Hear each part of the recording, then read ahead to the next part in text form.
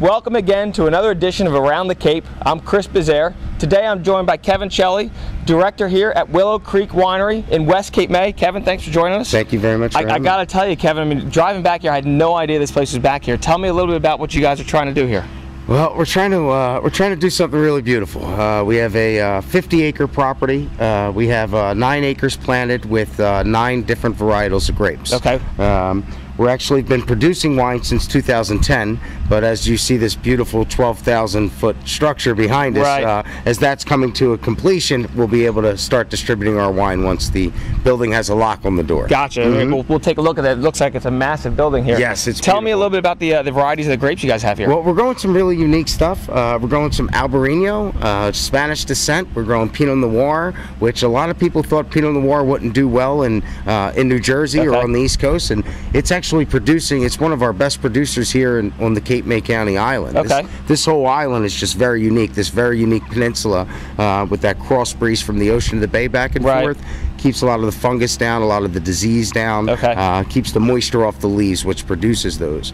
So that breeze really helps grow these unique varietals that we're growing here. Okay. Yeah, I've noticed, I mean, in recent years, the last 10 years, there's been a lot of wineries pop up in this area. Yeah, there's actually 6 of us now down in Cape May County alone, and there's over 50 throughout the state. Okay. New Jersey's just been this we are the Garden State, so that does make a little bit of a difference. But this peninsula is really unique. Once again, that cross breeze from the ocean, the sandy soil. 10,000 years ago, this whole peninsula was underwater. Okay. So the sandy soil is still remnant, and that's great for the drainage. The plants don't like water. A lot of people think a drought or something's going to affect them. Right. They just don't like water. They have a tap root that'll actually go 10 to 15 feet into the ground by the time they're 3 years old to find a reliable water source. Okay. So when you go to a vineyard and you see irrigation, the irrigation that's in place is really just for the babies. When they started out, first couple years, they're just coming as little saplings, and when they come in, they need that water source right away. And then afterwards, that taproot just kind of takes hold. By the age 3, that taproot will find a reliable water source. Some varietals even 15 to 20 feet by age 3.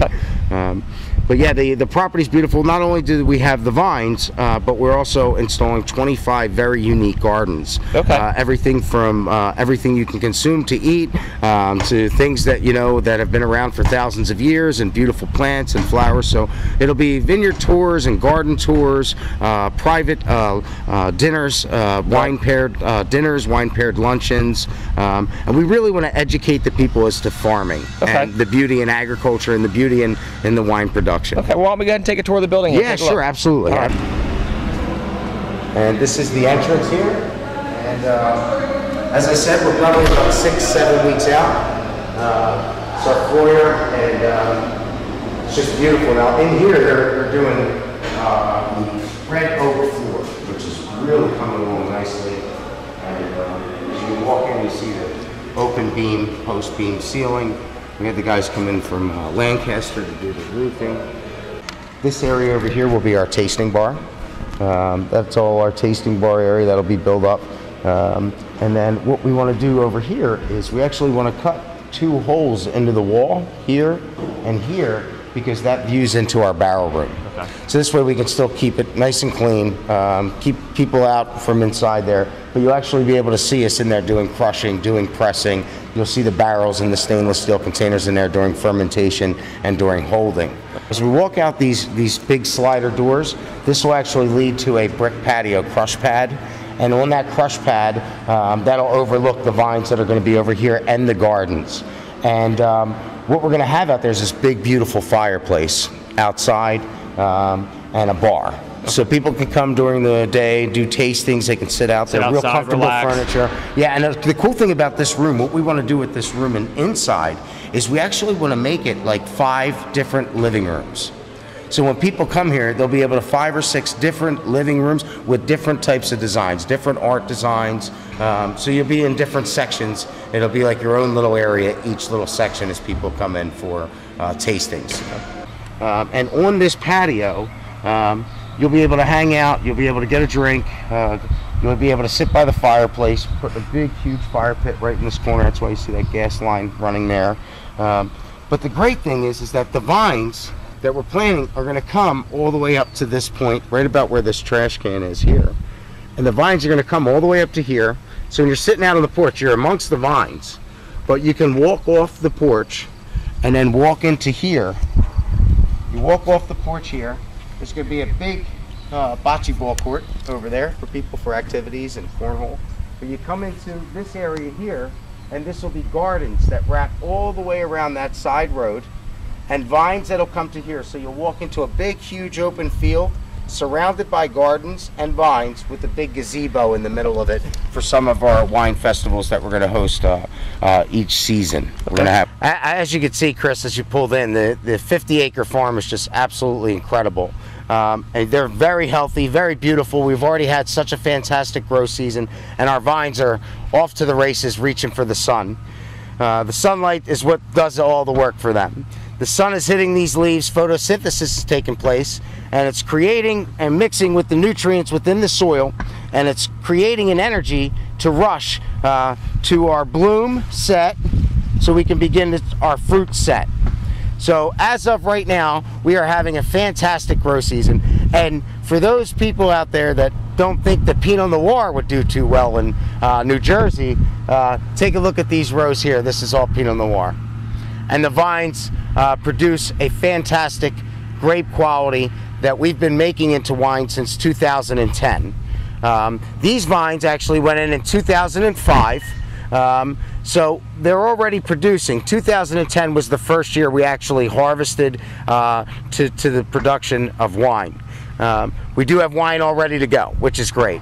2010 for Cape May County was a fantastic grow season.